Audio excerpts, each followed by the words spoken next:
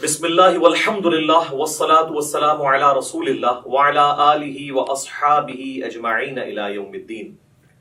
الحمدللہ آج 1 مارچ 2020 کو سنڈے کے دن علمی و تحقیقی مجلس نمبر 105 میں 105 نمبر میں ہم نماز کا پریکٹیکل طریقہ سیکھیں گے انشاءاللہ تعالی، اور اسی طریقے کے اندر ہم نماز میں جتنے پوسچرز ہیں کس طریقے سے بنانے ہیں، کون سا رکن کیسے ادا کرنا ہے اس کو سیکھیں گے۔ اس کے بعد پھر عام نماز کا جو طریقہ ہے اس کے بعد انشاءاللہ تعالی نماز وتر کے طریقے کو، نماز جنازہ کے طریقے کو اور نماز عیدین کے طریقے کو انشاءاللہ تعالی۔ تو سب سے پہلے میں جو نماز کے لیے ہماری ریکوائرمنٹ ہے اس کو ڈسکس کرتا ہوں۔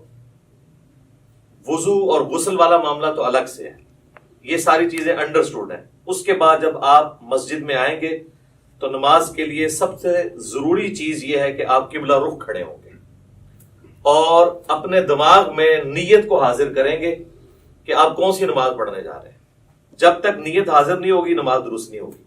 صحیح بخاری اور صحیح مسلم کی متفق علیہ حدیث ہے کہ اللہ کے محبوب صلی اللہ علیہ وآلہ وسلم نے فرمایا انما الاعمال بالنیات، اعمال کا دار و مدار نیتوں کے اوپر ہے۔ تو نیت کو حاضر کرنا ضروری ہے۔ زبان سے نیت کا اظہار کرنا یہ کوئی ثابت نہیں ہے، البتہ نیت کو ذہن میں حاضر کرنا کہ میں اس وقت کون سی نماز پڑھنے جا رہا ہوں، کس وقت کی نماز پڑھنے جا رہا ہوں اور کتنی رکعتیں پڑھنے جا رہا ہوں، نوافل پڑھنے جا رہا ہوں یا فرض نماز پڑھنے جا رہا ہوں، یہ ضروری ہے، ادروائز پھر نماز نہیں ہوگی۔ اور جب آپ قبلہ رخ کھڑے ہوں، اب ہم تو ڈسکس کر رہے ہیں انڈیویجول کی نماز، جب امام کے پیچھے نماز پڑھنی ہے اس کا پروٹوکول تھوڑا بہت جو ڈیفرنٹ ہے صف سیدھی کرنے کے اعتبار سے انشاءاللہ ہم پریکٹیکلی کریں گے، آپ سب لوگوں کو کھڑا کر کے انشاءاللہ تعالی۔ انڈیویجول جب کھڑے ہوں گے نماز کے لیے تو آپ نے اپنے پاؤں اتنے کھول لیں کہ نارمل جس کو کہا جاتا ہے، یعنی اگر میں اپنے اس بازو سے ایک سیدھا پرپینڈیکولر ڈرا کروں تو وہ سیدھا جا کے میرے پاؤں کے ایج کو پہنچے، نہ بہت زیادہ پاؤں کھول لیں اور نہ بہت کم۔ اور عموماً اگر آپ تقریباً 10 سے 11 انچ تک کھول لیں تو وہ نارمل تصور کیے جاتے ہیں۔ جیسے ہی آپ اس سے باہر نکلیں گے تو پھر جب آپ صف میں کھڑے ہوں گے تو کندھے سے کندھا نہیں ملے گا، اور اسی طریقے سے پاؤں نہیں ملیں گے، پاؤں ملائیں گے تو کندھا آؤٹ ہو جائے گا، کندھا ملائیں گے تو پاؤں آؤٹ ہو جائے گا۔ تو یہ یعنی دونوں کو اس طریقے سے بیلنس کرنا ہے۔ مرد کے لیے یہ ضروری ہے کہ وہ اپنی شلوار کو ٹخنوں سے اوپر رکھے۔ نماز کے علاوہ بھی سنت ہے، نماز میں تو اسپیسیفکلی سنت ہے مرد کے لیے، کیونکہ سنن ابی داؤد میں حدیث ہے اس مرد کی نماز نہیں ہوتی جس کا کپڑا ٹخنوں سے نیچے ہو۔ تو اس چیز کو انشور کرنا ہے کہ آپ کا کپڑا جو ہے وہ ٹخنوں سے اوپر ہے، یعنی جو لٹکانے والا کپڑا ہے۔ جرابیں اس کے اندر نہیں آتی، وہ لٹکائی نہیں جاتی، وہ پہنی ہوئی ہوتی ہے۔ اس کے بعد اگر آپ کی آستینیں وضو کی وجہ سے چڑھی ہوئی ہیں اوپر، ان آستینوں کو نیچے کریں۔ کف ثوب بھی منع ہے۔ اسی طریقے سے تہمت کو یا شلوار کو اوپر کرنے کے لیے یوں اڑیسنا، اس کو اندر کی طرف موڑنا، یہ بھی منع ہے، یہ بھی کف ثوب کے اندر آتا ہے۔ صحیح بخاری میں ان چیزوں کی ممانعت موجود ہے نبی صلی اللہ علیہ وآلہ وسلم کے ریفرنس سے۔ تو اس اعتبار سے ان ساری چیزوں کو دیکھ لینا ہے۔ پھر آپ نے قبلہ رخ کھڑے ہونا ہے اس حال میں کہ آپ جب قیام کے لیے اپنے ہاتھوں کو بلند کریں تو آپ کے یہ چیز ذہن میں ہونی چاہیے کہ میں اللہ تعالیٰ کے سامنے ہینڈز اپ کرنے جا رہا ہوں۔ یہ رفع الیدین کا ایک فلسفہ ہے، اور یہ جب ذہن میں ہوگا تو پھر نماز کے اندر خشوع و خضوع بھی نصیب ہوگا انشاءاللہ تعالیٰ۔ رفع الیدین کیسے کرنا ہے؟ اپنے ہاتھوں کو نارملی بلند کرنا ہے، یعنی اس کونی کو اگر ہم پیوٹ مانیں تو یہ کونی اگر ہم یوں رکھتے ہوئے اپنے ہاتھ کو یوں بلند کریں تو آپ دیکھیں گے کہ میری جو انگلیاں ہیں وہ کانوں کی سیدھ میں آ گئی ہیں، سائڈ سے جا کے دیکھیں، اور میری ہتھیلی جو ہے وہ کندھے کی سیدھ میں آ گئی ہے۔ یہ سنت طریقہ ہے۔ اور اس دوران ہاتھ کی انگلیاں اتنی کھلی ہوئی ہونی چاہیے جو نارمل ہے۔ سنن ابی داؤد میں حدیث ہے کہ نبی علیہ السلام جب رفع الیدین کرتے تھے تو ہاتھوں کی انگلیوں کو پھیلا کر کرتے تھے۔ پھیلانے سے مراد یہ نہیں ہے کہ ایسے کرتے تھے، تو بالکل اب نارمل طریقہ ہے۔ یعنی وہ راوی یہ بتانا چاہ رہے ہیں کہ نبی علیہ السلام ہاتھوں کو یوں نہیں رکھتے تھے بلکہ نارملی رکھتے تھے. اب آپ اس کو یوں دیکھیں گے تو میں جب اس کو ہاتھ کو بلند کروں گا تو آپ یہ دیکھیں میرے دونوں انگلیاں کانوں کی سیدھ میں ہیں, میری ہتھیلیاں کندھے کی سیدھ میں ہیں, اور میری ہتھیلیاں قبلہ رخ ہیں. اور اس دوران یہاں پر ہی تھوڑی دیر کے لیے روکتے ہوئے میں اللہ اکبر کہوں گا اور اس کے بعد اپنے ہاتھوں کو باندھوں گا. اب جتنے بھی رفع الیدین ہوں گے وہ اسی طریقے کے ساتھ ہوں گے. صحیح مسلم میں حدیث ہے کہ نبی صلی اللہ علیہ وآلہ وسلم اپنے ہاتھوں کو کانوں تک بلند کرتے تھے. صحیح بخاری میں حدیث ہے کہ نبی علیہ السلام اپنے ہاتھوں کو کندھوں تک بلند کرتے تھے. اس میں تطبیق یہی بنتی ہے کہ آپ ہاتھ اس طرح بلند کرتے تھے کہ اگر انگلیاں دیکھی جائیں تو وہ کانوں کی سیدھ میں آ جائیں اور ہتھیلیاں دیکھی جائیں تو وہ کندھوں کی سیدھ میں آ جائیں. یہ نارمل پوزیشن ہے اور یہ بالکل صحیح ہونا چاہیے. اس کے لیے پریکٹس کرنے کا طریقہ ہے کہ آپ شیشے کے آگے کھڑے ہوں اور اس کی پریکٹس کریں. بعض لوگ ہوتے ہیں ان کے ہاتھ یوں ہوتے ہیں, یوں ہوتے ہیں, کچھ یوں ہوتے ہیں. یہ پریکٹس آپ کو کرنی پڑے گی. کسی کا ایک ہاتھ اونچا ہوتا ہے, نیچے ہوتا ہے. تو یہ اب مجھے جو میں یہ کر رہا ہوں میرے سامنے شیشہ نہیں ہے, یہ میری پریکٹس کی وجہ سے یہ سیدھا نظر آ رہا ہے. بعض اوقات آپ سمجھ رہے ہوں گے کہ سیدھا ہے لیکن وہ سیدھا ہوتا نہیں ہے, ٹیڑھا ہو جاتا ہے. تو اس کے لیے آپ کو پریکٹس کرنی پڑے گی. اور رفع الیدین کرتے ہوئے آپ نے اللہ اکبر کہہ کے ہاتھوں کو باندھنا ہے. یہ صحیح بخاری کے اندر یہ بھی حدیث موجود ہے کہ نبی علیہ السلام رفع الیدین کرتے اور اللہ اکبر کہتے. اور صحیح بخاری مسلم میں یہ بھی ملتا ہے کہ آپ صلی اللہ علیہ وآلہ وسلم اللہ اکبر کہتے اور رفع الیدین کرتے. لہٰذا اس چکر میں نہیں پڑنا کہ پہلے رفع الیدین کرنا ہے یا پہلے اللہ اکبر کہنا ہے. دونوں بیک وقت کہنے ہیں, آگے پیچھے کہنے ہیں, جس بھی طریقے سے کہیں سائملٹینیسلی آپ کہہ لیں. ہر صورتحال جو ہے وہ سنت کے مطابق ہے, کیونکہ اتنی جو باریکیاں ہیں نا وہ احادیث کے اندر نہ تو اللہ تعالیٰ کو مطلوب ہے کہ اس طرح کی رپورٹ کی جائے, نہ نبی علیہ السلام نے ان کو اس طریقے سے تعلیم فرمایا. تو یہ بڑی امپورٹنٹ چیز ہے اس حوالے سے. اللہ اکبر کہہ کے آپ نے ہاتھوں کو باندھا. اب ذرا یہ ہاتھوں کو باندھنے کی پوزیشن آپ ذرا دیکھ لیں. یہ میرا جو لیفٹ والا ہاتھ ہے یہ بعض لوگ یوں کر کے مٹھی بند کر لیتے ہیں, اس کو آپ نے یوں رکھنا ہے جو نارمل پوزیشن ہے. اس کے بعد آپ نے یہ دایاں ہاتھ بائیں ہاتھ کے اوپر یوں رکھا کہ جو نارمل پوزیشن ہے. بعض لوگ یوں کر کے پکڑ لیتے ہیں, ٹھیک ہے, اگر آسانی ہے یوں کر کے پکڑ لیں, یہ نارمل پوزیشن ہے. اور اگر آپ اس کو یوں رکھیں گے تو آپ کو رکھنے میں بھی آسانی ہوگی. یہ سنت طریقہ ہے جو صحیح بخاری کی حدیث کی روشنی میں ہمیں پتہ چلتا ہے. کیونکہ صحیح بخاری میں حدیث ہے کہ سہل ابن سعد الساعدی کہتے ہیں کہ نبی صلی اللہ علیہ وآلہ وسلم کے زمانے میں ہمیں حکم دیا جاتا تھا کہ ہم اپنا دایاں ہاتھ بائیں زیرہ کے اوپر رکھیں. اب زیرہ جو ہے یہ کونی سے لے کے انگلیوں تک ہے.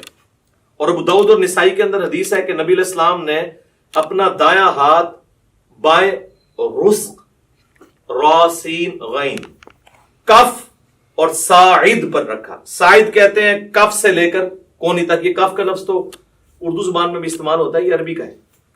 اور یہاں انگلی سے لے کے کف تک رزق کہلاتا ہے, اور اس پورے کو ہم کہتے ہیں زیرہ.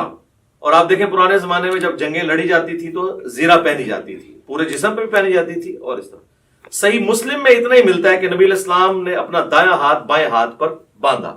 ڈیٹیل بخاری میں اور ابو داؤد میں اور سنن نسائی میں ملتی ہے. مسند احمد میں روایت ہے کہ سینے پہ باندھا. اب سینے سے مراد یہ نہیں کہ آپ نے یوں کر کے باندھ لیا. سینے کی ڈیفینیشن ہے یہ نہر سے لے کر ناف تک, یہ سارے کا سارا سینہ ہے. یہ سینہ ہے.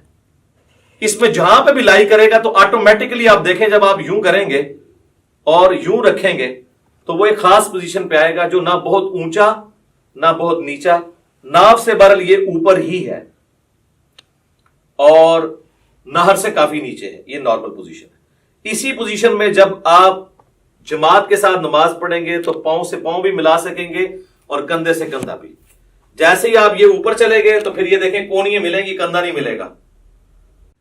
اسی طریقے سے میرے بھائیوں جب آپ ناف سے نیچے ہاتھ باندھتے ہیں نا تو یہ خلاف سنت ہے. اس حوالے سے جو سنن ابی داؤد کی ایک حدیث پیش کی جاتی ہے تو امام داؤد رحمہ اللہ تعالیٰ نے خود ساتھ لکھا ہے کہ اس حدیث میں ایک راوی ہیں عبد الرحمن بن اسحاق الکوفی, جس کے بارے میں نے خود احمد بن حنبل سے سنا ہے کہ وہ اس کو ضعیف کہا کرتے تھے. اور یہاں پر لوگوں نے یعنی وہ روایت تو پیش کی لیکن ساتھ جو امام کا حکم تھا اس کو سکپ کر دیا. تو ایسے بھی نہیں کریں گے، ایسے بھی نہیں کریں گے، بلکہ اس طریقے سے ہاتھ باندھیں گے جو سنت طریقہ ہے۔ یا پھر دوسرا طریقہ یہ ہے کہ وضع الیدین کی بجائے ارسال الیدین کیا جائے۔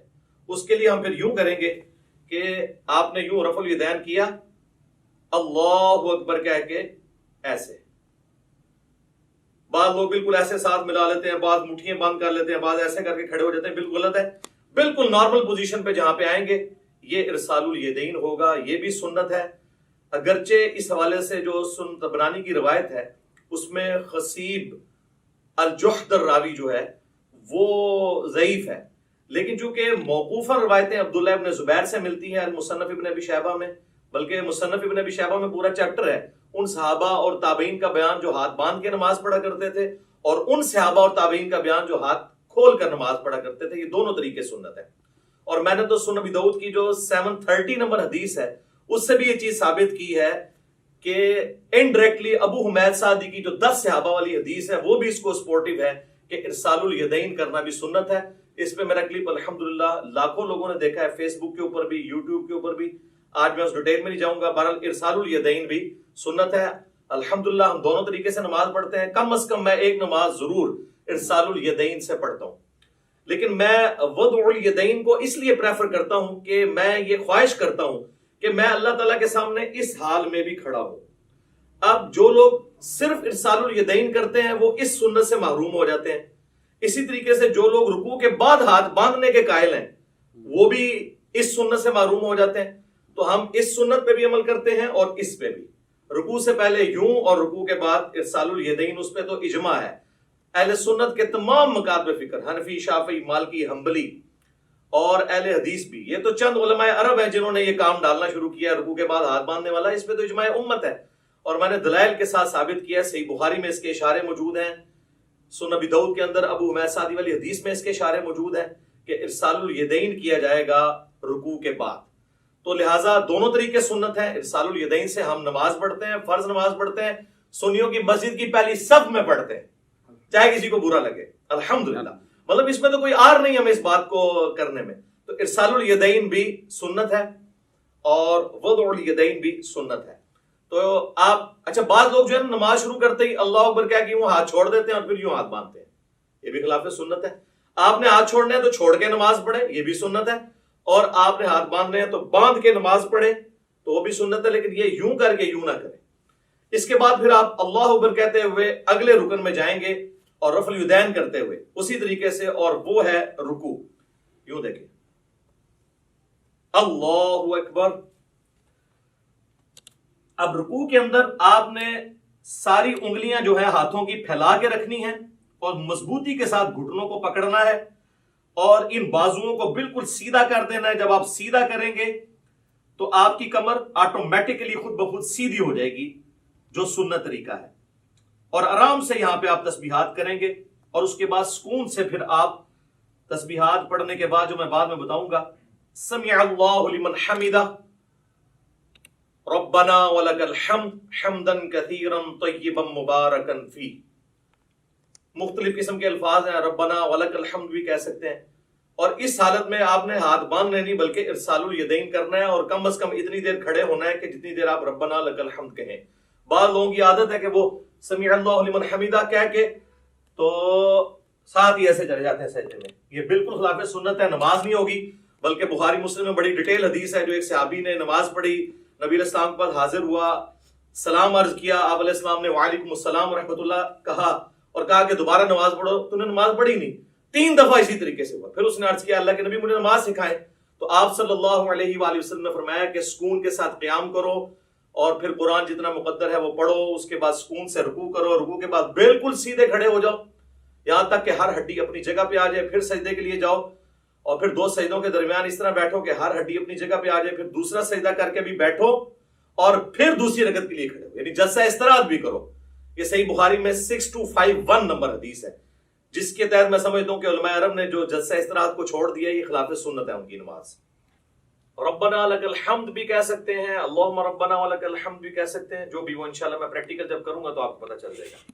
اس کے بعد آپ نے سجدہ میں جانا ہے، اور اس کے لیے سنت یہ ہے کہ آپ نے پہلے ہاتھ لگانے ہیں، اس کے بعد گھٹنے لگانے ہیں، اور نبی علیہ السلام کی حدیث ابو داؤد میں موجود ہے، آپ صلی اللہ علیہ وآلہ وسلم نے فرمایا کہ اونٹ کی طرح مت بیٹھو.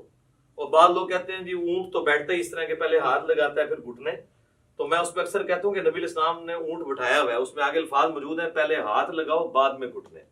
پھر صحیح بخاری میں جو حدیث ہے 803 نمبر، اس سے پہلے امام بخاری نے باقاعدہ عبداللہ ابن عمر کا عمل لکھا ہے جس کی پوری سند مصنف ابن ابی شیبہ میں موجود ہے کہ عبداللہ بن عمر جب سجدے میں جانے لگتے تھے پہلے ہاتھ لگاتے تھے بعد میں گھٹنے. لہٰذا علماء عرب جو نماز پڑھتے پہلے گھٹنے لگاتے ہیں، یہ سنت سے دور ہے ایز کمپیئر ٹو اس عمل کے جو ہم کرنے لگے ہیں. ربنا لک الحمد حمدا کثیرا طیبا مبارکا فی، اس کے بعد آپ سجدے کی طرف جھکیں گے تو آپ نے یہ دیکھیں یہ خود بخود اپنی جگہ بنائے گا ہر چیز. آپ دیکھ رہے ہیں میری انگلیاں ایسی جگہ پہ آئی ہیں کہ جب میں اس ایج کے اوپر سجدہ کروں گا تو میری انگلیاں کانوں کی سیدھ میں آئیں گی اور ہتھیلیاں کندھے کی سیدھ میں، جس طرح کے رفع الیدین کے وقت تھی، اور انگلیاں آلموسٹ نارمل پوزیشن میں ہوں گی. ایک ضعیف روایت ملتی ہے جس میں آپ صلی اللہ علیہ وآلہ وسلم کے بارے میں آتا ہے کہ انگلیاں ملا کے سجدہ کرتے تھے.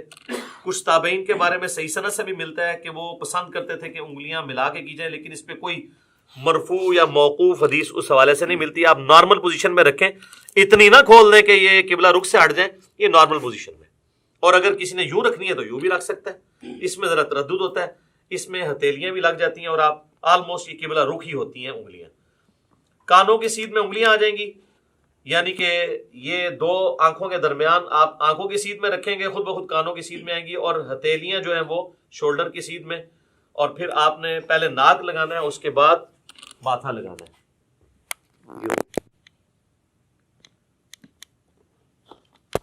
اسی حالت میں سجدے کی تسبیحات آپ نے پڑھنی ہے، سبحان ربی الاعلی، یا باقی تسبیحات انشاءاللہ پڑھ کے بتا دوں گا. اور پاؤں کی انگلیاں قبلہ رخ ہونی چاہیے، دونوں ایڑیاں آپس میں جڑی ہوئی ہوں، اور ہاتھ جو ہیں وہ پہلوؤں سے الگ ہوں، رانے جو ہیں وہ پنڈلی کے جوڑ سے الگ ہوں نارمل پوزیشن کے اوپر. اور ادھر سے اگر یعنی اس میں گیپ بھی موجود ہونا چاہیے. سب سے افضل طریقہ تو یہی ہے کہ تھوڑا اور بڑا کر لیا جائے سجدہ یوں کر کے، لیکن وہ آج کل ہماری صفحے جو ڈیزائن ہے اس میں وہ بڑے والا سجدہ نہیں ہوتا جو بخاری مسلم میں آتا ہے کہ بکری کا بچہ بھی گزر سکتا تھا، وہ اعلیٰ ترین درجہ ہے. جس چیز سے منع کیا گیا نا وہ یہی ہے کہ آپ نے، بخاری مسلم میں آتا ہے کہ کونیاں زمین پہ کتے کی طرح نہیں یوں بچھانی. اور ظاہر ہے اس حکم میں مرد و عورت دونوں ہی شامل ہیں نماز کے طریقے کے اعتبار سے. تو اس کو اٹھا کے رکھنی ہے اور پہلوؤں سے الگ رکھنا ہے، پیٹ سے نہ ٹچ کریں، پیٹ جو ہے وہ یہ رانوں سے الگ رہے، اور ران اور پنڈلی کا جوڑ جو ہے یہ الگ الگ رہے. اس حالت میں آپ نے سجدہ کرنا ہے. تو یہ اس کے بعد اللہ اکبر کیا ہے کہ آپ نے جب بیٹھنا ہے تو آپ کی پوزیشن کیا ہونی چاہیے کہ آپ یہ انگلیاں قبلہ رخ ہوں، یہاں پہ بھی نارمل، یوں کرنے کی ضرورت نہیں ہے، نارمل رکھیں جہاں آپ کو آسانی رہتی ہے. اس طریقے سے بھی سنت ہے. صحیح مسلم کے اندر یہ طریقہ بھی آیا ہے اور صحیح مسلم کے اندر یہ طریقہ بھی آیا ہے. یہ دونوں طریقے سنت ہے. یہاں پہ مشہور ہے کہ جی وہ اگر کسی کی انگلیاں یوں نیچے ہو جائیں تو اس کی انگلیاں کاٹ دی جائیں، جبکہ صحیح مسلم میں کہ نبی علیہ السلام جب آخری رکعت میں تورک بیٹھتے تھے جو میں اینڈ پہ بتاؤں گا، تو اپنے بائیں ہاتھ سے اپنے گھٹنے کو لقمے کی طرح پکڑ لیتے تھے. تو یوں بھی رکھنا سنت ہے، اور جب یوں رکھیں گے تو ابو داؤد میں حدیث ملتی ہے سنن نسائی کے اندر کہ نبی علیہ السلام کی جو یہ زرہ ہے وہ ران کے ساتھ لگ جایا کرتی تھی. آپ یہ دیکھیں لگی ہوئی ہیں دونوں زریں ران کے ساتھ لگی ہوئی ہیں، اور جب یوں رکھیں گے تو پھر یہ ران سے اٹھ جائیں گی. یہ طریقہ بھی سنت ہے، اس میں کوئی فرق نہیں ہے، دونوں طریقے سنت ہیں. یہ دو سجدوں کے درمیان آپ بیٹھیں گے اور اس میں آپ نے جو تسبیحات پڑھنی ہے رب اغفر لی رب اغفر لی، اس کے علاوہ اور تسبیحات بھی ہیں. بعض لوگ یہاں پہ بھی انگلی اٹھا لیتے ہیں، وہ حدیث بھی کمزور ہے، سفیان ثوری کی تدلیس کی وجہ سے انگلی نہیں اٹھانی، نارمل رکھنا ہے آپ نے. اس کے بعد پھر اللہ اکبر کہہ کے آپ نے دوسرے سجدے میں جانا ہے اور پھر اسی طریقے سے تسبیحات کرنی ہے. ناک بھی لگنا چاہیے، ماتھا بھی لگنا چاہیے، اور زمین کی سختی ہلکی سی معلوم ہونی چاہیے، بالکل نہیں ہوا میں سجدہ ہو رہا ہو. بہتر ہے مٹی والی جگہ پہ ہو تو زیادہ افضل ہے اور نبی الاسلام کو پسندیدہ بھی ہے. باقی چٹائی وغیرہ بھی جائز ہے، میں نے اس کے حوالے سے بھی کافی ویڈیوز ریکارڈڈ موجود ہیں. دوسرا سجدہ کر کے بھی آپ اللہ اکبر کر کے بیٹھیں گے. صحیح بخاری میں 6251 نمبر حدیث ہے. نبی الاسلام حکم دیتے تھے کہ نماز میں سکون کرو اس حال میں کہ تم نے بیٹھنا ہے اور اس کے بعد پھر دوسری رکعت کے لیے کھڑے ہونا ہے. اچھا، اس دوران یہ آپ دیکھیں جب دو سجدوں کے درمیان بیٹھنا ہے نا تو بایاں پاؤں لٹانا ہے اور دائیں پاؤں کو کھڑا رکھنا ہے. یہ جہاں پہ آپ کو نارمل لگے. بعض لوگوں کے پاؤں شروع سے عادت نہیں ہوتی ہے تو وہ پاؤں بےچارے جو ہیں وہ کھڑا نہیں کر سکتے، تو ان کو کبھی بعض کا ایسے کرنا پڑتا ہے. کر سکتے ہیں، جائز ہے، ایسے کر سکتے ہیں جیسے اس کو آسانی لگے یوں. لیکن سنت یہ ہے کہ دایاں پاؤں آپ کھڑے کریں گے اور بائیں کو لٹا کے اس پہ بیٹھیں گے دو سجدوں کے درمیان. پھر دوسرا سجدہ کر کے بھی ایسے ہی بیٹھیں گے اور پھر اللہ اکبر کہہ کے ہاتھوں کا سہارا لیتے ہوئے. صحیح بخاری میں حدیث ہے نبی علیہ السلام اعتماد کرتے ہوئے اٹھتے تھے.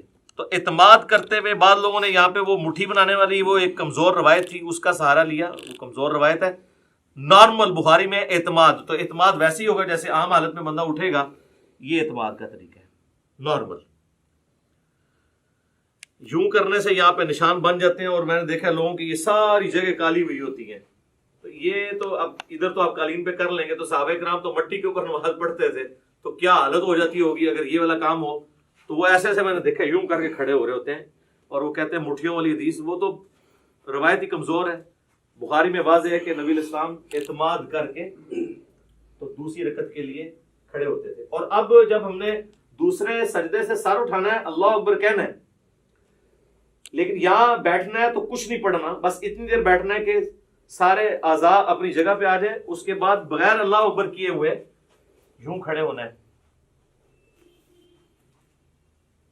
اور پھر ارسال الیدین کر رہے ہیں تو ایسے کھڑے ہو کے اگلی رکعت شروع کرنی ہے، اور وضع الیدین کر رہے ہیں تو اپنے ہاتھ باندھ کے. دونوں طریقے درست ہیں. اور پھر دوسری رکعت کو آپ نے اسی طریقے سے مکمل کرنا ہے. جب دوسری رکعت میں آپ تشہد میں پہنچیں گے، آپ دیکھ رہے ہیں دوسری رکعت جو ہے رفع الیدین کے بغیر شروع ہوئی ہے. جب ہم کھڑے ہوئے ہیں تو ہم نے رفع الیدین کر کے ہاتھ نہیں باندھے بلکہ ڈائریکٹ ہاتھ باندھے. اور رکھتے جتنی ہیں وہ رفع الیدین سے شروع ہوتی ہیں، یعنی طاق رکھتے ہیں پہلی اور تیسری. دوسری اور چوتھی بغیر رفع الیدین کے شروع ہوتی ہے. لیکن جو دوسرے والے رفع الیدین ہیں رکوع میں جاتے وقت اور رکوع سے اٹھتے وقت، یہ ہر رکعت میں ہوتا ہے. ایک اور رفع الیدین بھی ہے جو انس بن مالک سے جز رفع الیدین میں امام بخاری نے نقل کیا ہے دو سجدوں کے درمیان، تابعین سے بھی ثابت ہے. وہ بالکل ہم جائز سمجھتے ہیں. اب اگر کسی نے وہ کرنا ہے، ہمارے اہل تشیع بھائی کرتے ہیں، تو پہلے سجدے سے آپ اٹھیں اللہ اکبر کہہ کے یہاں پہ بیٹھے رب اغفر لی رب اغفر لی اللہم اغفر لی وارحمنی واہدنی وعافنی وارزقنی. اس کے بعد آپ نے یوں کرنا ہے اللہ اکبر اور پھر دوسرے سجدے میں جانا ہے.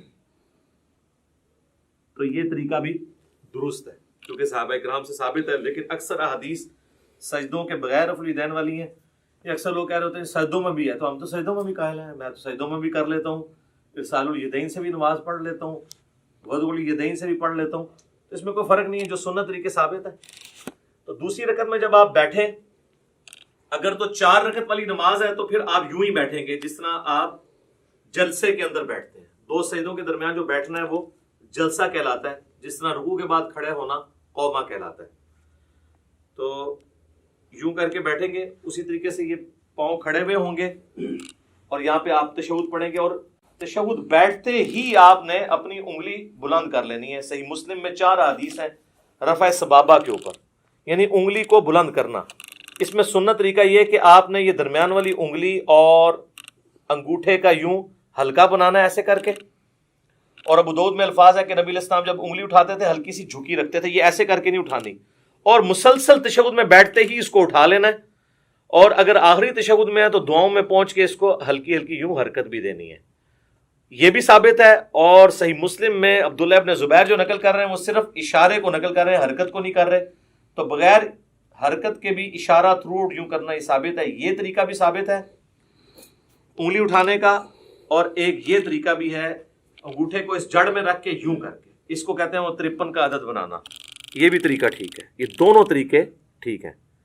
یہ عمومی طریقہ احادیث کے اندر رپورٹ ہوا ہے، چاہے یہاں پہ رکھیں چاہے یہاں پہ رکھیں، دونوں طریقے درست ہوں گے تشہد میں۔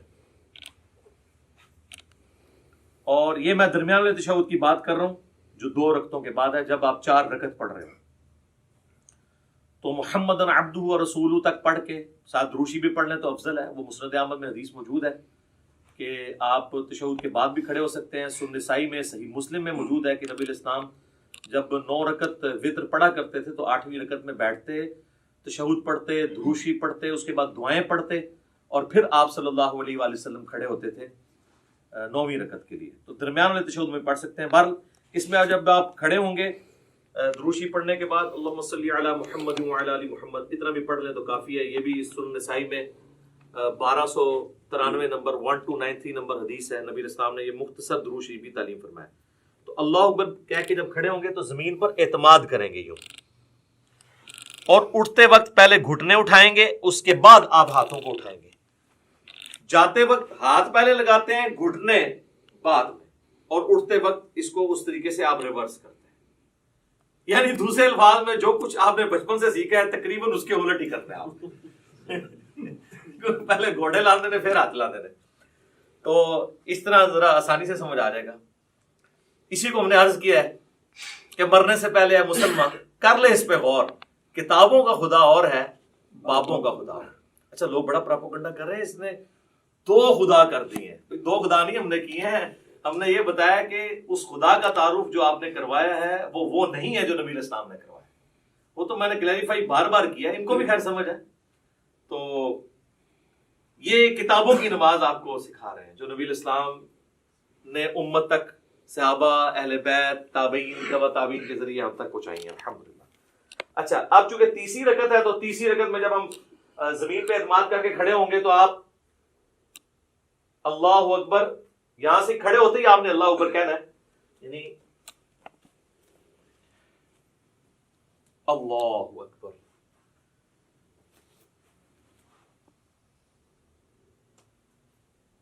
پھر وضع الیدین کر لینا ہے، یا اگر آپ نے ارسال الیدین کرنا ہے تو آپ یوں کر لیں۔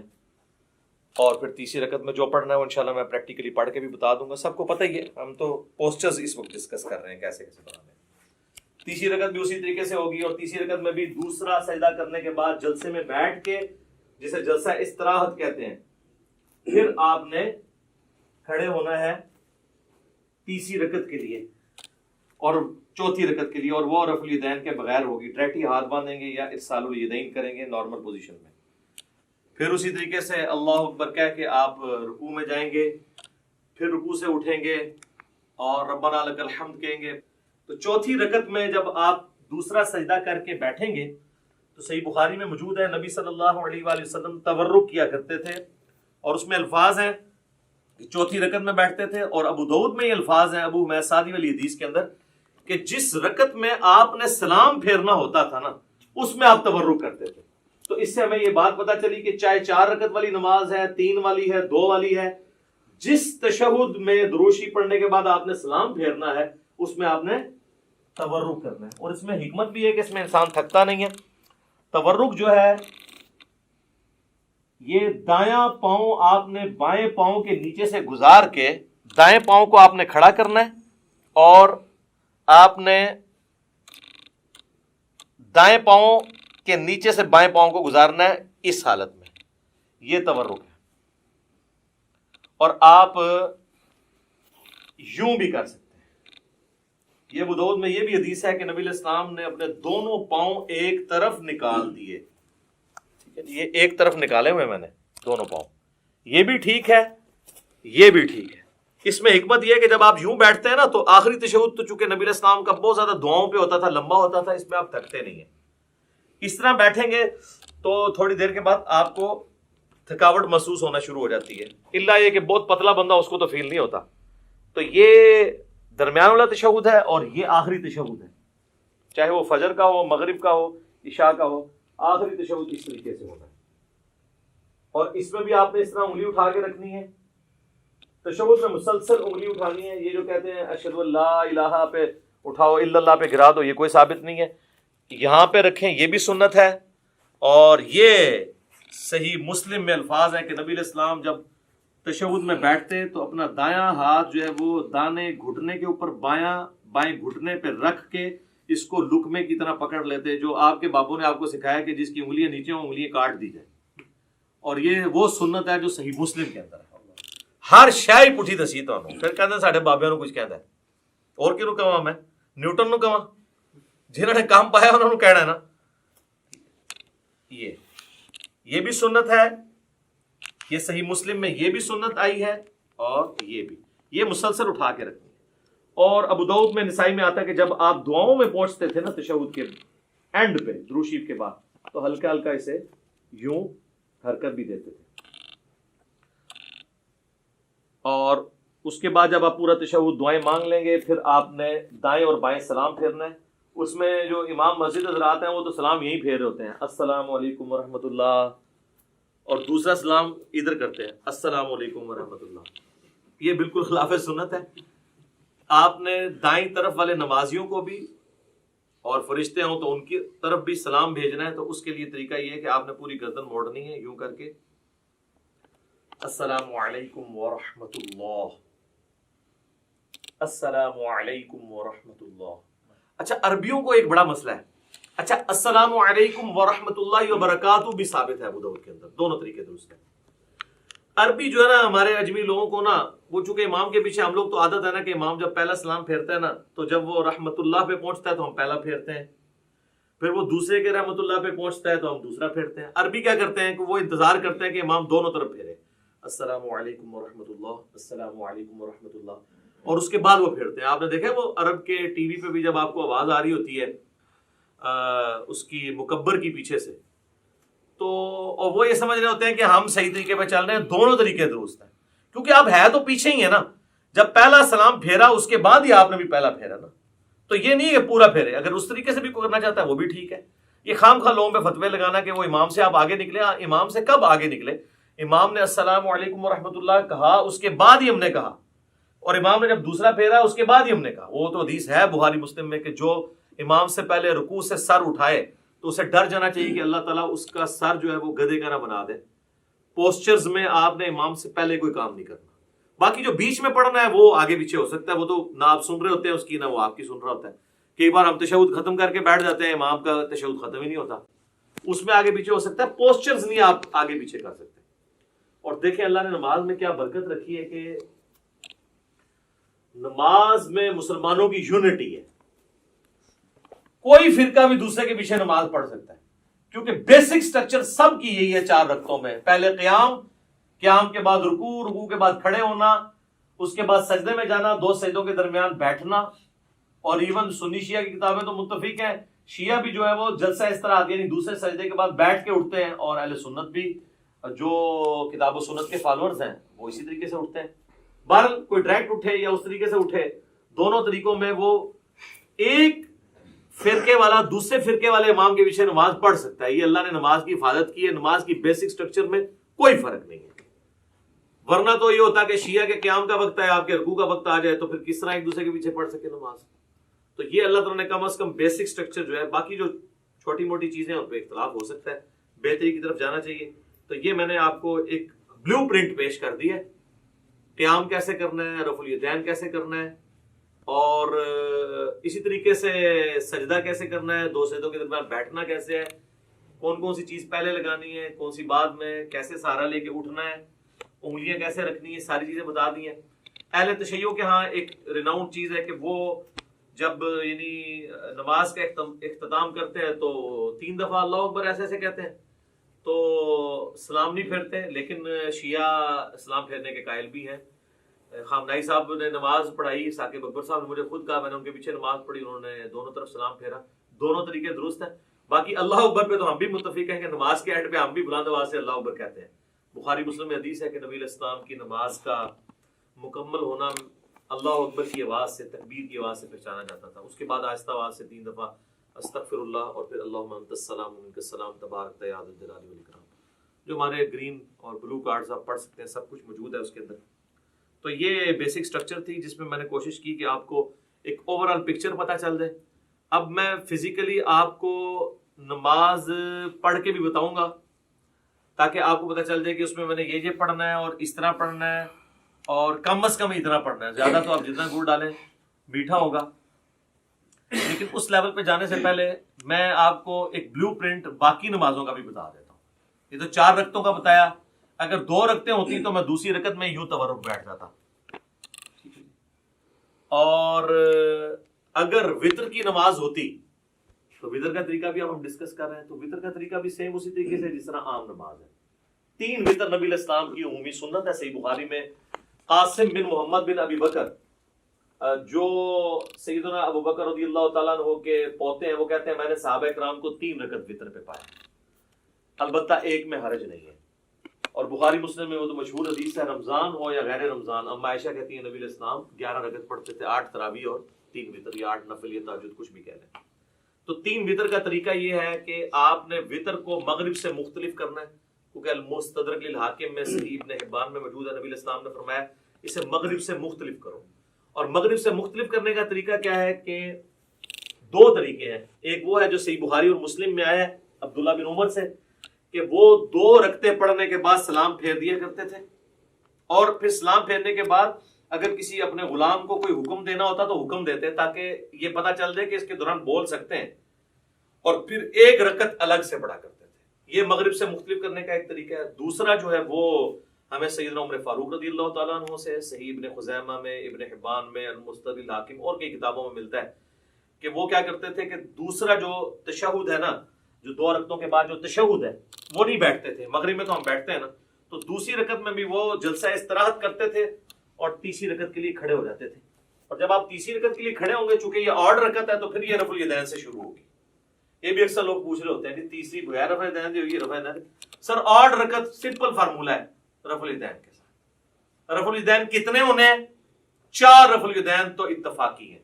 نماز شروع کرتے وقت, ہر رکعت میں رکوع میں جاتے وقت اور اٹھتے وقت 3 ہو گئے, اور 2 رکعتوں سے اٹھ کے یعنی تیسری رکعت کے اندر یہ 4 ہے, اور 5واں 2 سجدوں کے درمیان ہے. اس کے علاوہ بھی اگر جس کو جتنا شوق ہے کرتا رہے, ہر اٹھک بیٹھک پہ کرے, اس کی مرضی. یہ ایٹ لیسٹ ڈیٹم لیول ہے. اچھا جی, اب وطر میں چونکہ وہ مختلف اس طرح کرنا ہے, وہ تو میں نے آپ کو بتا دیا. جب آپ تیسری رکعت میں ہوں گے, چاہے وہ الگ سے پڑھ رہے ہوں آپ, چاہے وہ آپ فصل کر کے یعنی سلام درمیان والے دونوں پھیر کے اس کے بعد پڑھ رہے ہوں, تو جب آپ تیسری رکعت میں سورۃ الفاتحہ میں سورت ملا لیں گے, اس کے بعد آپ اس کے ساتھ ہی دعائے قنوت پڑھ سکتے ہیں. اللہم اہدنی فیمن ہدیت. آج کلپ چڑھ گیا ہوگی کہ اصل دعا کیڑی ہے, ٹھیک ہے جی. تو اور اس میں آپ ارسال الیدین اگر کیے ہوئے تو اس حالت میں پڑھیں گے, لیکن پڑھیں گے آپ رکوع سے پہلے. صحیح بخاری میں 1002 نمبر حدیث ہے, انس بن مالک کہتے ہیں وہ شخص غلط بیانی کر رہا ہے, جھوٹ بول رہا ہے, جو یہ کہہ رہا ہے کہ نبی صلی اللہ علیہ وآلہ وسلم قنوت وطر کی قنوت کی دعا جو ہے وہ رکوع کے بعد کیا کرتے تھے. آپ نے صرف 1 مہینہ رکوع کے بعد کی, وہ کافروں پہ بد دعا کی تھی, قنوت نازلہ. آپ ہمیشہ رکوع سے پہلے کرتے تھے. رکوع سے پہلے کیسے ہے, سورت ملائی, اس کے بعد یہ آپ نے پڑھ دیا اللہم اہدنی فیمن ہدیت, یہ دعا پوری کی, پھر آپ رفع الیدین کر کے رکوع میں چلے گئے. اور دوسرا طریقہ جو کم از کم 3 تابعین سے ثابت ہے اور سیدنا عمر سے بھی ثابت ہے, اور المصنف ابن ابی شیبہ میں, مستدرک الحاکم میں, صحیح ابن حبان کے اندر, ابن خزیمہ کے اندر, المعجم الکبیر طبرانی کے اندر ڈیٹیل سے مل جائے گا آپ کو کہ سیدنا عمر جو ہے وہ تکبیر کہتے تھے دعائے قنوت پڑھنے سے پہلے. یعنی سورت ملا لی, اس کے بعد سورت ملانے کے بعد آپ نے اللہ اکبر کیا, تکبیر کہی, اور دوبارہ ہاتھ باندھ کے آپ نے دعائے قنوت مانگی. اس میں ہاتھ نہیں اٹھانے ہوتے کیونکہ یہ قنوت نازلہ نہیں ہے, یہ عام قنوت ہے. عام قنوت میں ہاتھ باندھے جاتے ہیں, یا ارسال الیدین کر کے آپ پڑھیں. ہاتھ اٹھانے والی کافروں میں بد دعا ہے, اور وہ ہوتی بھی رکوع کے بعد ہے, اور وہ ہوتی بھی عموماً فرض رکعت جو فرض نماز ہے اس کی آخری رکعت میں رکوع میں جانے کے بعد ہوتی ہے, جو سنت ہے. وہ آپ کو قنوت والا چیپٹر مشکات میں مل جائے گا, ابو داؤد ترمذی ابن ماجہ کے حوالے سے حدیث مل جائے گی. اور جو قنوت وطر کے اندر کوئی قنوت نازلہ کرنا چاہتا ہے تو نبی علیہ السلام سے ثابت نہیں, لیکن صحابہ کرام سے, ابی ابن کعب سے صحیح ابن خزیمہ کے اندر موجود ہے, جس میں دعائے قنوت بھی انہوں نے پڑھی اور ساتھ درود شریف بھی پڑھا اینڈ کے اوپر, اور بھی دعائیں مانگی, وہ آپ کر سکتے ہیں. صحابہ کا یہ طریقہ, اور میں اس پہ اکثر کہتا ہوں کہ جو لوگ کہتے ہیں کہ صحابہ کرام نعوذ باللہ حجت نہیں ہے، ہم نے مرفوع حدیثی دیکھنی ہے، تو ان کے لیے لمحہ فکری ہے کہ وہ جتنی یہاں پہ قنوت نازلہ پڑھا رہے ہیں اپنے وطروں کے اندر رمضان میں، وہ تو صحابہ کا طریقہ ہے۔ جب داڑھی کی باری آتی ہے ہم نہیں کاٹتے، لیکن مٹھی کے بعد صحابہ کا اجماع ہے کہ کاٹنا جائز ہے۔ وہاں کہتے ہیں نہیں ہم نبی علیہ السلام کو دیکھ رہے ہیں، تو نبی علیہ السلام کو بھی نہیں آپ دیکھ رہے، نبی علیہ السلام کی تو مٹھی سے بڑی نہیں ہے، یہ بھی میں نے ثابت کیا ہے الحمدللہ۔ ساتھ ساتھ تھوڑی سی برین واشنگ ہوتی رہنی چاہیے، تبھی چیزوں کی سمجھ آتی ہے۔ تو اللہ اکبر کہہ کے ارسال الیدین کیا یا ہاتھ باندھے اور آپ نے دعائے قنوت پڑھی، اس کے بعد اللہ اکبر کہہ کے دعائے قنوت کے بعد روشی بھی پڑھنا ہے، اور پھر آپ نے وہ پورا کیا۔ اب چونکہ چاہے آپ نے فصل کیا ہوا ہے، درمیان میں 2 پڑھ کے سلام پھیرے ہوئے ہیں، یا آپ نے 2 کے بعد آپ کھڑے ہوئے ہیں، دونوں صورتوں میں تیسری رکعت تو آپ کی وتر کی آخری ہوگی، اس میں پھر آپ تورکی بیٹھیں گے۔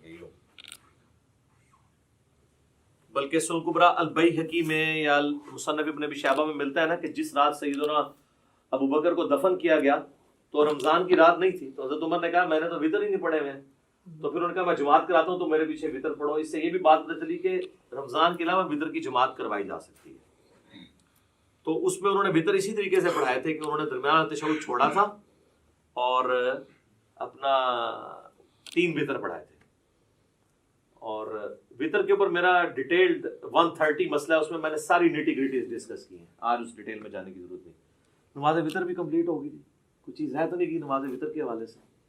کون سی دعا آخر میں؟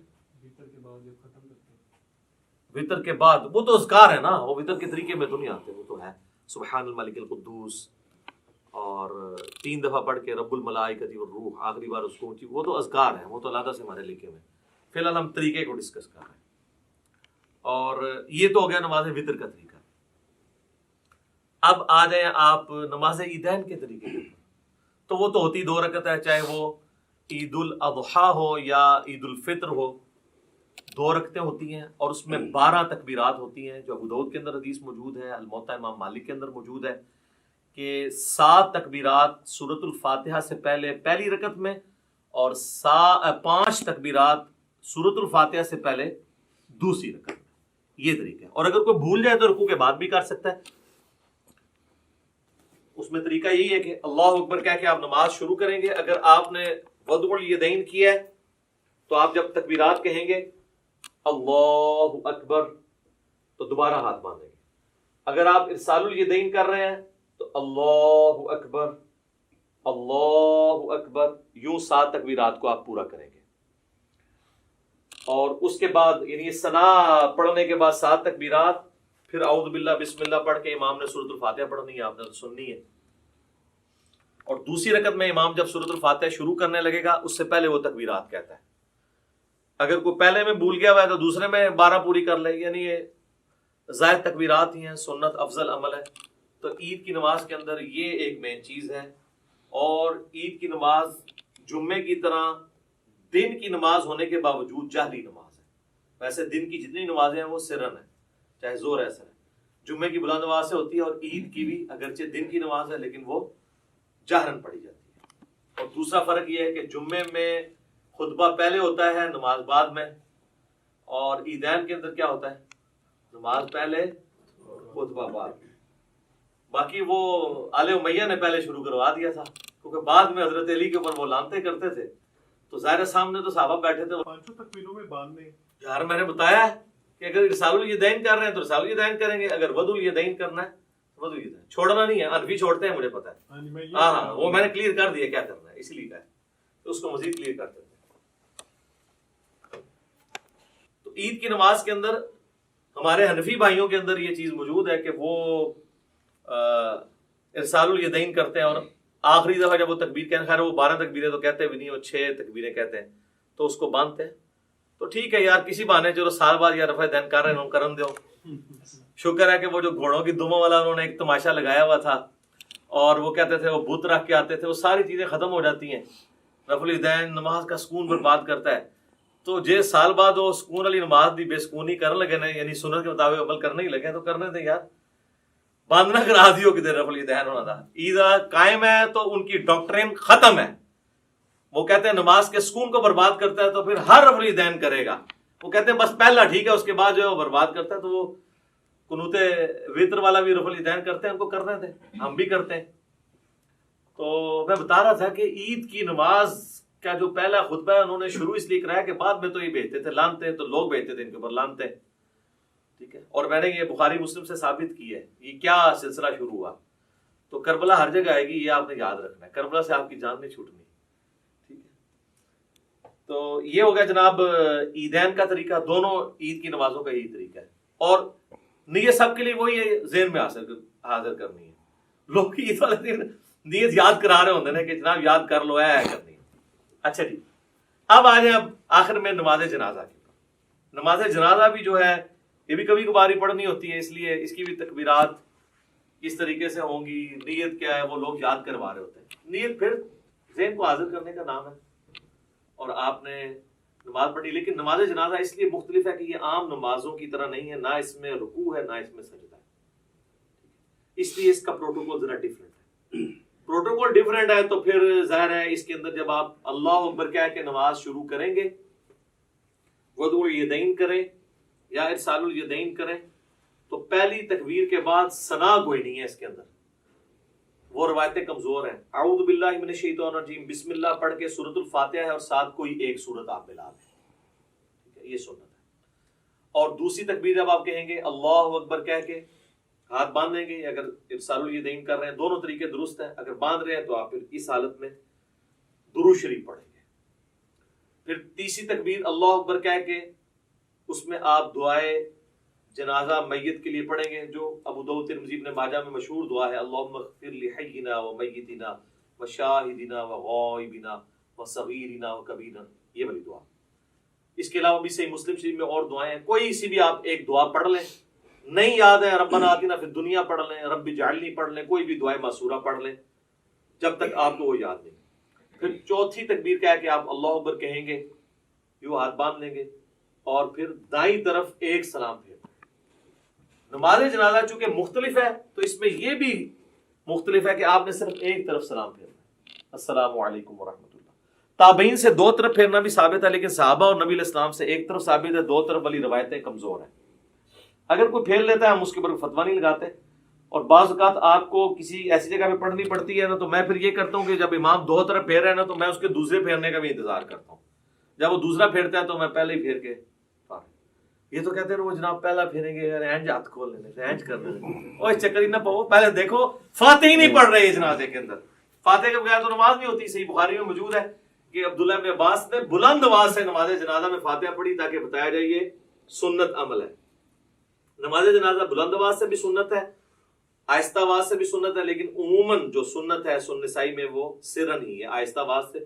اس لیے آپ دیکھیں عرب جتنے ملک ہیں وہاں پہ آہستہ آواز میں نماز جنازہ پڑھی جاتی ہے، یعنی بلند آواز سے نہیں پڑھی جاتی.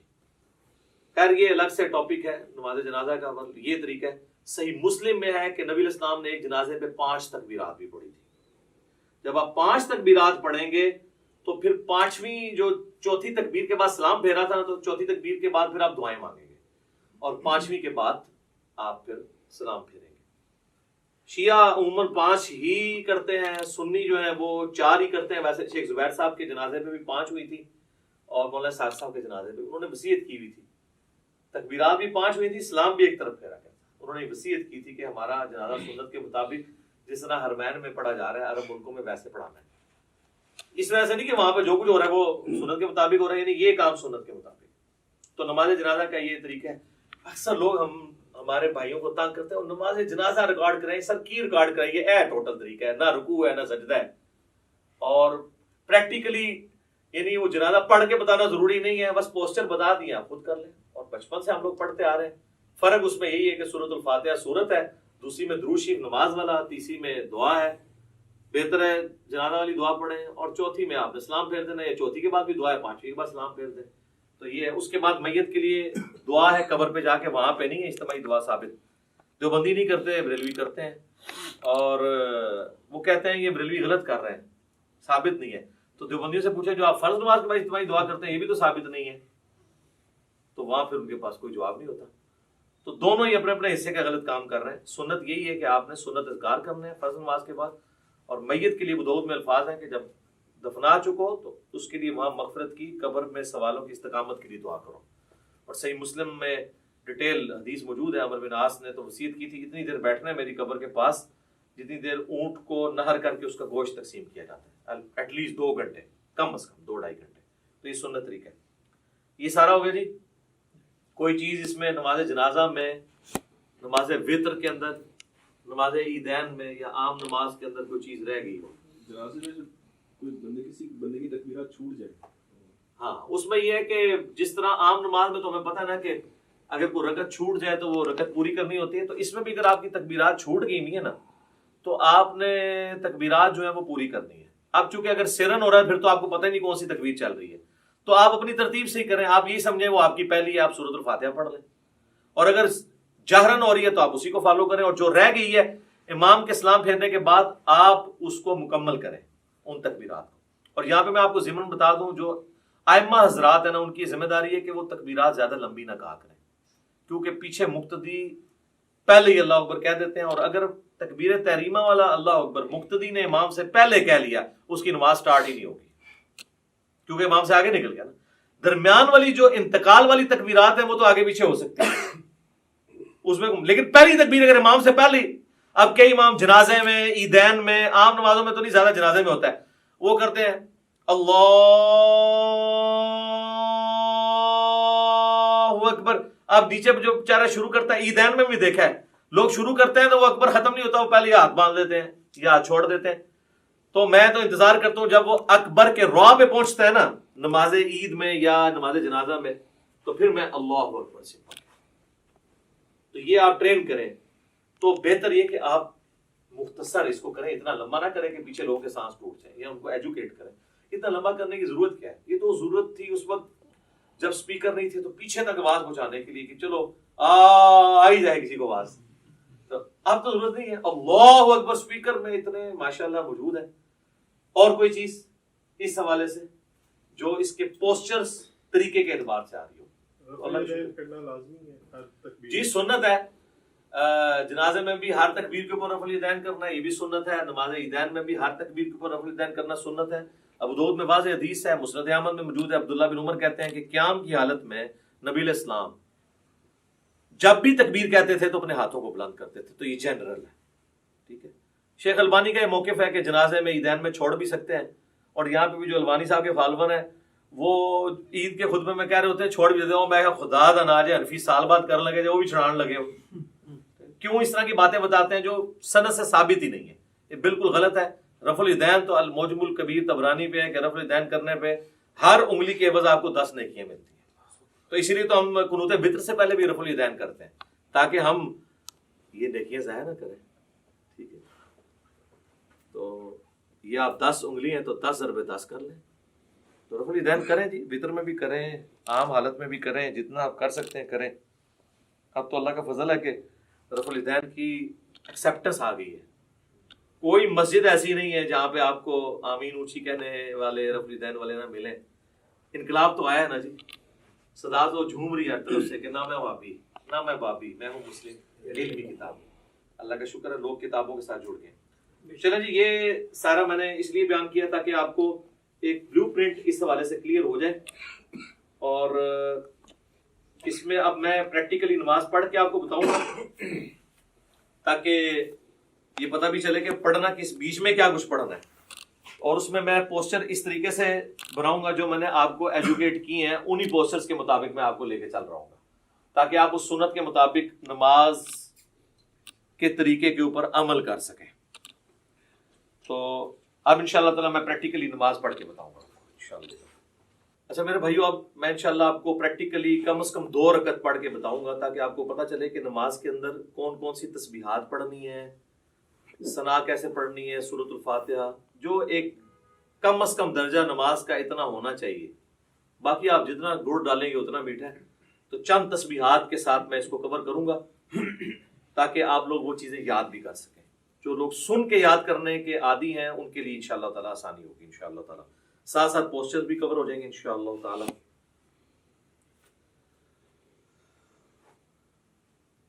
اللہ اکبر.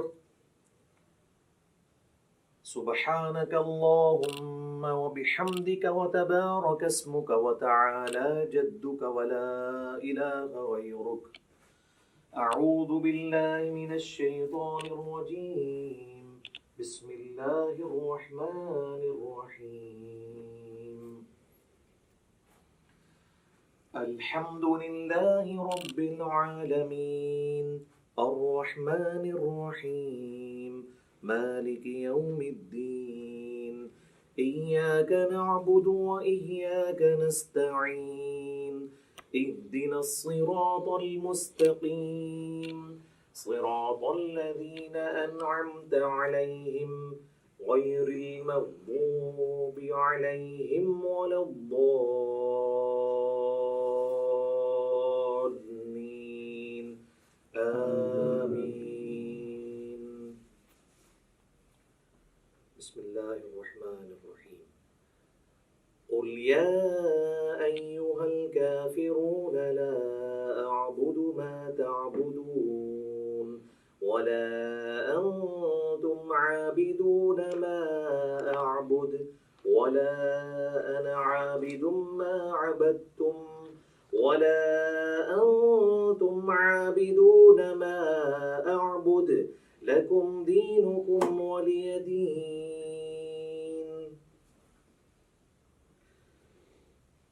الله أكبر سبحان ربي العظيم سبحان ربي العظيم سبحان ربي العظيم سبحانك اللهم ربنا وبحمدك اللهم اغفر لي سبوح قدوس رب الملائكة والروح سمع الله لمن حمده اللهم ربنا ولك الحمد حمدا كثيرا طيبا مباركا فيه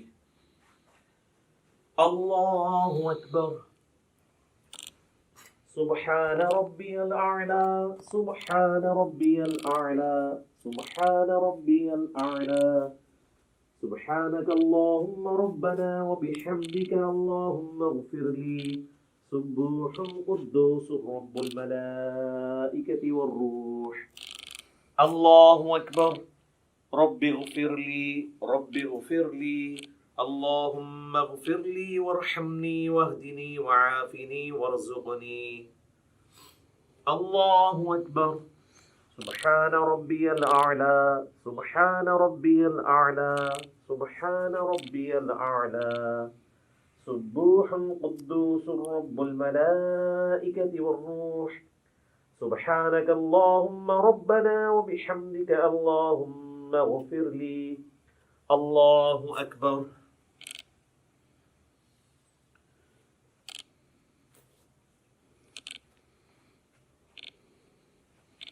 بسم الله الرحمن الرحيم الحمد لله رب العالمين الرحمن الرحيم مالك يوم الدين إياك نعبد وإياك نستعين اهدنا الصراط المستقيم صراط الذين أنعمت عليهم غير المغضوب عليهم ولا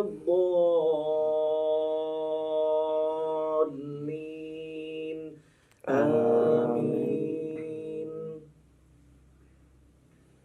بسم الله الرحمن الرحيم قل هو الله أحد الله الصمد لم يلد ولم يولد ولم يكن له كفوا أحد الله أكبر سبحان ربي العظيم سبحان ربي العظيم سبحان ربي العظيم سبوح قدوس رب الملائكة والروح سبحانك اللهم ربنا وبحمدك اللهم اغفر لي سمع الله لمن حمده اللهم ربنا ولك الحمد حمدا كثيرا طيبا مباركا فيه الله أكبر سبحان ربي الأعلى سبحان ربي الأعلى سبحان ربي الأعلى سبوح قدوس رب الملائكة والروح سبحانك اللهم ربنا وبحمدك اللهم اغفر لي الله أكبر رب اغفر لي اللهم اغفر لي وارحمني واهدني وعافني وارزقني. الله أكبر. سبحان ربي الأعلى سبحان ربي الأعلى سبحان ربي الأعلى سبوح القدوس رب الملائكة والروح. سبحانك اللهم ربنا وبحمدك اللهم اغفر لي. الله أكبر. التحيات لله والصلوات والطيبات.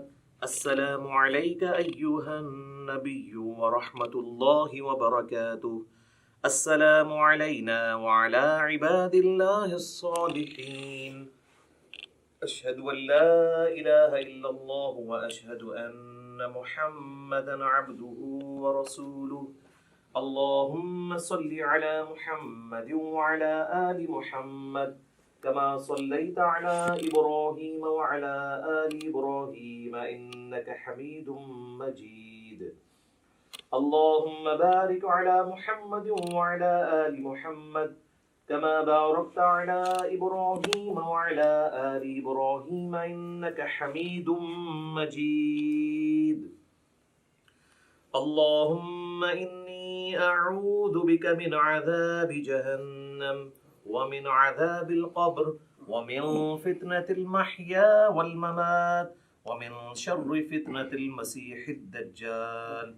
اللهم ربنا آتنا في الدنيا حسنة وفي الآخرة حسنة وقنا عذاب النار. السلام علیکم ورحمۃ اللہ. السلام علیکم ورحمۃ اللہ. اللہ اکبر. السلام علیکم. تبارک یا ذا الجلال والاکرام. اچھا، آپ لوگوں نے گھبرانا نہیں ہے. میں نے نماز کو اس کے اعلیٰ ترین درجے پہ پڑھا ہے. اگر آپ اس کو لوز درجے پہ پڑھنا چاہتے ہیں تو سبحان ربی العظیم 3 دفعہ کافی ہے، سبحان ربی الاعلیٰ 3 دفعہ کافی ہے، اور 2 سجدوں کے درمیان رب اغفر لی یہ پڑھ لینا کافی ہے. باقی تشہد میں آپ نے نظر اپنی انگلی پہ رکھنی ہے. ابو داؤد میں حدیث ہے نبی علیہ السلام انگلی کی طرف دیکھتے رہتے تھے. اس طریقے سے سلام پھیرتے وقت یہاں پہ یہ یعنی اس میں آپ نے اس ریجن سے باہر نہیں جانا.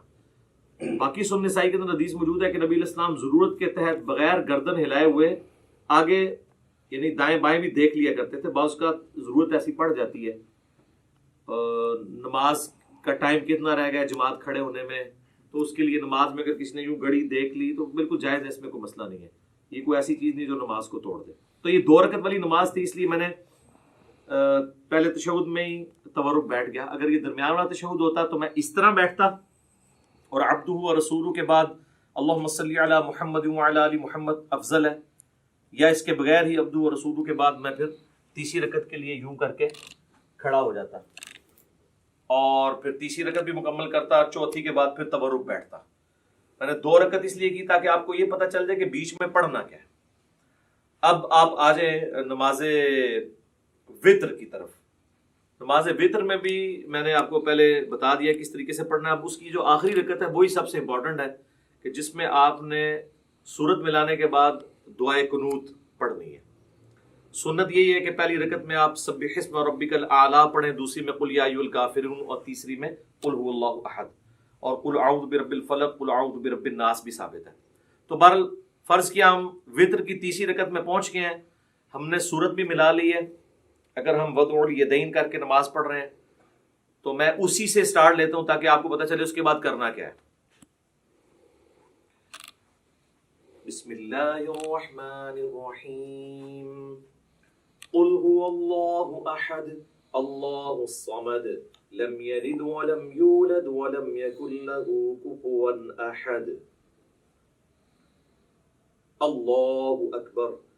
اللهم اهدني فيمن هديت وعافني فيمن عافيت وتولني فيمن توليت وبارك لي فيما أعطيت وقني شر ما قضيت فإنك تقضي ولا يقضى عليك إنه لا يذل من واليت ولا يعز من عاديت تباركت ربنا وتعاليت.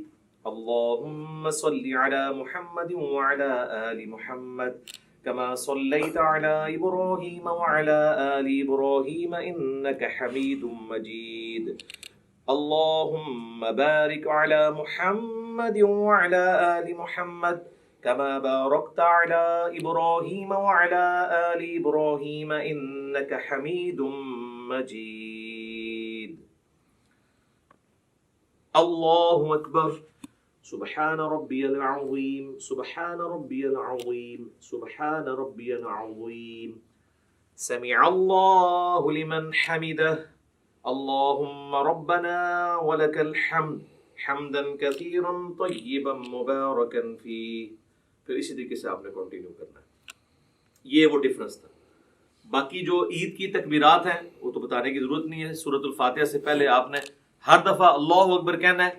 پھر سال الیدین کر رہے ہیں تو ہاتھ چھوڑ دینے ہیں. اگر وضع الیدین سے نماز پڑھ رہے ہیں تو ہر تکبیر کے بعد آپ نے ہاتھ باندھنے ہیں. اور یہ جو 7 تکبیریں جب ہو جائیں گی، پہلی تو نماز سٹارٹ کرنے والی ہے، جو 8ویں تکبیر وہ بن رہی ہوگی جس میں آپ نے سورہ فاتحہ شروع کرنی ہے، کیونکہ 7 پہلی میں جو ہیں وہ زائد ہیں اور 5 دوسری کے اندر زائد ہیں. اب آ جائیں نماز جنازہ. وہ تو پریکٹیکلی پڑھ کے بھی بتایا جا سکتا ہے، اتنا لمبا نہیں ہے. پہلی رکعت یعنی پہلی جو اس کی تکبیر ہے اس کے بعد اللہ اکبر کہہ کے اگر آپ وضع الیدین کر رہے ہیں تو اس حالت میں، اور ارسال الیدین کر رہے ہیں تو اس حال کے اندر آپ نے سورۃ الفاتحہ اور سورت ملانی ہے. اور دوسری میں آپ نے اللہ اکبر کہہ کے جو ہے وہ درود شریف پڑھنا ہے نماز والا. پھر اللہ اکبر کہہ کے ہر دفعہ رفع الیدین کرنا ہے. تیسری میں آپ نے جو ہے وہ دعا پڑھنی ہے، وہ میں آپ کو پڑھ کے بتا دیتا ہوں. اللہم اغفر لحینا ومیتنا وشاہدنا وغائبنا وصغیرنا وکبیرنا وذکرنا وانثانا. اللہم من احییتہ منا فاحیہ علی الاسلام ومن توفیتہ منا فتوفہ علی الایمان. اللہ اکبر. السلام علیکم ورحمۃ اللہ. یہ مکمل ہو گیا. دوسری طرف تو بتایا ثابت نہیں ہے. تو یہ نماز جنازہ والا بھی ہو گیا. اب انشاءاللہ تعالی ہم فزیکلی جب جماعت میں نماز پڑھنی ہے تو اس میں کیسے پاؤں سے پاؤں ملانا ہے، کس طریقے سے کھڑا ہونا ہے، اس کے لیے کیا پوسچر ہوگا، وہ پریکٹیکلی ہم کچھ بھائیوں کو یہاں صف میں کھڑا کریں گے. پھر میں انشاءاللہ تعالی، کیونکہ بعض اوقات جب آپ جماعت سے نماز پڑھ رہے ہوتے ہیں اس میں آپ کو تھوڑی نرمی کا مظاہرہ کرنا پڑتا ہے. اب یہ لوگ کہتے ہیں جی وہ ہاتھ پھیلا کے یوں اس طریقے سے سجدہ کرنا ہے، لیکن سر سنن ابی داؤد میں، سنن نسائی میں یہ بھی حدیث ہے کہ اپنے بھائیوں کے لیے جماعت میں نرم ہو جاؤ. جب آپ جماعت میں نماز پڑھ رہے ہوں گے پھر آپ نے یہ والا سجدہ نہیں کرنا. ویسے آپ بے شک یہ بھی کر لیں، کوئی مسئلہ نہیں ہے، ٹھیک ہے، لیکن جب آپ جماعت میں ہوں گے تو آپ کوشش کریں گے کہ تھوڑے سمٹیں. اور اب اس میں اگر آپ کا یہ حصہ یہاں اپنے ساتھ لگ جاتا ہے کوئی مسئلہ نہیں. ایک چیز ہے جس کی مانت ہے کہ جو کونی ہے وہ زمین پہ نہ لگے، کتے کی طرح بچھانی نہیں ہے. اس کے علاوہ اگر کسی کا یوں مل جاتا ہے یا یہاں سے یہ بھی مل جاتا ہے تو کوئی اس میں مسئلہ نہیں ہے. حتیٰ کہ صحیح بخاری میں آتا ہے کہ جب مسجد میں رش ہوتا تھا صحابہ کرام کہتے ہیں ہم ایک دوسرے کی پیٹھوں کے اوپر سجدے کر رہے ہوتے تھے، اور اگر زمین گرم ہوتی تھی تو اپنی پگڑی کا پیچ جو ہے وہ آگے کر لیتے تھے تاکہ ماتھا نہ جلے. تو وہ اتنا کوئی ایشو نہیں ہے. ایون بخاری مسلم میں آتا ہے کہ نبی علیہ السلام نے قیام جو ہے اور رکوع جو ہے وہ ممبر کے اوپر کیا ہے، اور سجدے کے لیے ممبر کی سیڑھیاں اتر کے تو نماز پڑھی ہے. یہ فرض نماز کی بتا رہا ہوں، چونکہ ہمارے معاشرے میں ساری چیزیں معیوب سمجھی جاتی ہیں. تعلیم دینے کے لیے نہیں، فزیکلی آپ نے اس طرح نماز پڑھی ہے تو کوئی اتنا ایشو نہیں ہوتا. چھوٹی چھوٹی چیزوں کو مذاق بنایا ہوتا ہے. اس میں ہم آپ کو یہ بھی بتا دیتے ہیں جماعت کی نماز کو پریکٹیکلی کرنے سے پہلے کہ اگر آپ 2 بندوں کی جماعت کروا رہے ہیں نا تو یہ آپ بالکل ساتھ کھڑا کریں گے. یہ جو کہتے ہیں نا جی امام جو ہے اس طرح کھڑا ہو، نہیں، وہ تو واضح صحیح بخاری موجود ہے. حضرت عبداللہ ابن پنجے قبلہ رخ ہونے چاہیے. یہ ایڑیاں ملانے کے چکر میں اور یوں کرنے کے چکر میں یہ پنجے ڈسٹرب کرتے ہیں، یہ بالکل غلط ہے. پاؤں ملانے کا حکم ہے، ایڑی سیدھ میں کرنی ہے. ایڑی کبھی بھی اس طریقے سے نہیں مل سکتی ہے کیونکہ پنجے چوڑے ہوتے ہیں، پنجے ہی ملیں گے اور آپ قبلہ رخ سے تو نہیں آپ کمپرومائز کر سکتے. تو اس طرح بالکل برابر رکھنا ہے. نشانی یہ ہے کہ جو لیفٹ پہ کھڑا ہوگا وہ امام ہوگا. صحیح بخاری میں عبداللہ ابن عباس کہتے ہیں کہ میں نبی علیہ السلام تہجد کی نماز پڑھ رہے تھے تو میں آپ کے لیفٹ پہ آ کے کھڑا ہو گیا تو آپ نے مجھے کان سے پکڑ کے یوں یہاں لا کے کھڑا کیا تو نماز بھی نہیں ٹوٹی. یہ کہتے ہیں انگوٹھا ہل جائے نماز ٹوٹ جاتی ہے. تو دائیں طرف کھڑا کیا, اس میں یہ کئی الفاظ نہیں ہے کہ مجھے دائیں طرف تھوڑا سا پیچھے کھڑا کیا, بالکل صاف. یہ ملیں گے. اب آپ دیکھیں اللہ اکبر کیا کہ جب ہم, آپ بھی کریں اللہ اکبر, یہ ہاتھ باندھ رہے ہیں نا, اب انہوں نے بھی اپنے جسم کے مطابق کھولا ہوا ہے, میں نے بھی اپنے جسم کے مطابق. تو آپ دیکھ رہے ہیں کہ ہمارا شولڈر بھی جو ہے نا, یہ شولڈر سینٹر سے آگے کور کریں, شولڈر بھی مل رہے ہیں. اگر میں ذرا سا پاؤں زیادہ کھول دوں گا تو ہمارے شولڈر نہیں ملیں گے. آپ یہ دیکھیں میں آپ کو پریکٹیکلی کر کے بتاتا ہوں. یہ میں نے پاؤں کھولے نا تو اب یہ شولڈر دور ہو جائیں گے. پاؤں ملے ہوئے ہیں, پاؤں پہ زور ہوتا ہے شولڈر نہیں, اور بعض کا ایسا زور ہوتا ہے کہ اگلے کے پاؤں درد کرنا شروع کر دیتے ہیں. تو آپ نے درمیان میں یوں رکھنا ہے اسے. اس طریقے سے اللہ اکبر کہہ کے رکوع میں جائیں گے تو یہ ساتھ ہی رہنا ہے اس طرح, ٹھیک ہے جی. اور اب مسئلہ آئے گا جب ہم نے تورک بیٹھنا ہوگا. تو اب آپ دیکھیں جب ہم سمیع اللہ لمن حمدہ ربنا ولک الحمد کہہ کے ہم جاتے ہیں سجدے کے بعد, جب ہم تورک بیٹھنے لگیں گے نا, اگر ہم نے اتنا کھولا ہوا ہے نا, اگر میں تورک نہیں بیٹھوں گا یہ تورک کبھی بھی نہیں بیٹھ سکتے, کیونکہ یہ میرے اوپر ہی آگے گر جائیں گے, کیونکہ ایک اینگل پہ شفٹ ہوتے ہیں. تو آپ دیکھیں میں آپ تورک بیٹھنے لگوں یہ بھی بیٹھیں گے, یہ دیکھیں خود بخود اینگل سیٹ ہو گئے. اگر آپ ذرا دوسری طرح بیٹھیں, میں ایسے ہی بیٹھا رہوں اور اب آپ تورک بیٹھیں تو یہ میرے اوپر ہی آگے گریں گے. میں نے اب کیا نماز پڑھنی ہے؟ ایک بندہ بھی تورک چھوڑ دے. اچھا کئی لوگ وہ جماعت سے لیٹ ملتے ہیں, وہ کہتے ہیں ہماری تو درمیان والی رکعت ہے, ہم نے تورک کیوں بیٹھنا ہے؟ بھئی جب آپ امام کے پیچھے ہیں نا تو اب آپ اس جماعت کو فالو کریں. پھر یہ بھی پوچھ رہے ہوتے ہیں جی امام کی تیسری ہے ہماری دوسری, ہم رفع دین کریں یا نہ کریں؟ بھئی امام کر رہے تو آپ کریں گے, اس لیے کہ آپ اپنی پہلی رکعت میں تشہد بیٹھتے ہیں کیا؟ نہیں. لیکن جب امام کے ساتھ آپ دوسری میں آ کے بیٹھتے ہیں تو آپ کی وہ پہلی ہوتی ہے, لیکن آپ امام کی وجہ سے تشہد بیٹھ جاتے ہیں. تو باقی چیزیں بھی امام کے مطابق فالو کریں, یہ بہتر طریقہ ہے.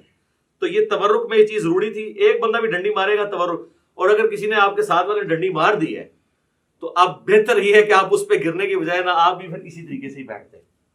بھئی کئی لوگ پوچھ بھی رہے ہوتے ہیں کہ جی ہم موٹے ہیں تورک نہیں بیٹھ سکتے, نماز ہو جائے گی میرے بھائی اگر کسی کے لیے. میں نے تو بڑے بڑے موٹے لوگوں کو بھی دیکھا ہے, بل وہ پھر تورک تو ایسا بیٹھتے ہیں, دو بندے نا تورک ملتے نے ہو نال تسی بیٹھ جاؤ تو ان کو بالکل لحاظ نہیں ہوتا کہ ادھر والے کا کیا بن رہا ہے ادھر والے کا کیا بن رہا ہے. تو بہت موٹا بندہ ہے, موٹاپا ویسے پسند بھی نہیں ہے نا, اسی لیے پسند نہیں ہے.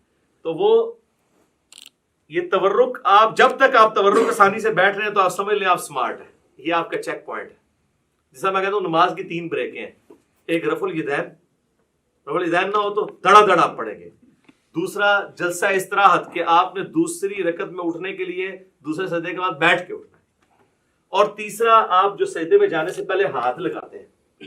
جو لوگ ہاتھ نہیں لگاتے ڈائریکٹ جاتے ہیں وہ تو بڑی تیزی سے پڑھ رہے ہوتے ہیں. یہ دیکھیں نا آپ جس نے ہاتھ لگانا ہے اس نے تو پہلے ایسے کرنا ہے. یہ 3 بریکیں نماز کی اللہ نے رکھی ہیں جس کی وجہ سے نماز کی سپیڈ کنٹرول رہتی ہے.